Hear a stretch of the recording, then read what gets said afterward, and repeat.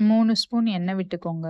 எண்ணெய் காஞ்சதும் 1 ஸ்பூன் கடுகு, 1 ஸ்பூன் சீரகம், 1/4 ஸ்பூன் வெந்தயம், தட்டி வச்சிருக்க பூண்டு ஒரு 10 4 மீடியம் சைஸ் வெங்காயம் சேர்த்து நல்லா வதக்குங்க.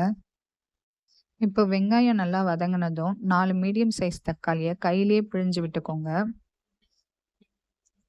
இப்போ தேவையான அளவு உப்பு, 1/4 ஸ்பூன் மஞ்சத்தூள் சேர்த்து வதக்கிட்டு ஒரு 2 நிமிஷத்துக்கு மூடி போட்டு நல்லா வேக வைங்க.